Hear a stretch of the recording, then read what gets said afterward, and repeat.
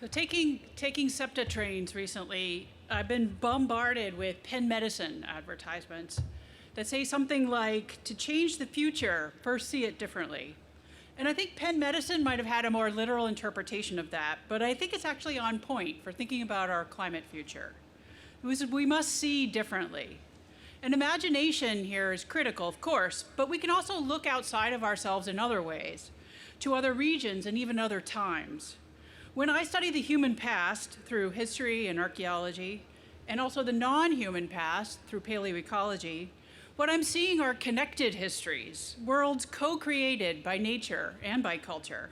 And it's always been like this. Our fate has always been connected to this planet. We know that people in the past did not always live in harmony with nature. And we know that damaging the environment is not something that only we know how to do.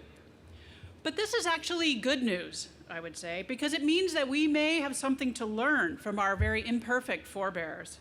For example, there were thousands and thousands of years of successful farming before the very recent start of industrial agriculture. This is a rich legacy of knowledge, crops, and practices that can help feed us now. And I'm encouraged by this. But seeing alternative worlds also forces us to face the conditions that got us into this mess in the first place. Inequality, accumulation, overconsumption.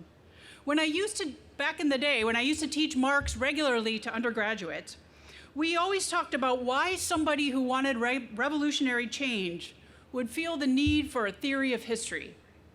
But it makes sense. It was not only to understand who he was fighting against, but it was also to see differently. The liberatory power of history, then, you might say, is this. It shows us that the way things are now is not the way that they've always been, and by extension, not the way they have to be. And this is where both the possibilities and the responsibilities of liberatory change lie. In 2019, greenhouse gas emissions from agriculture accounted for 10% of US total emissions. And we know how to change that.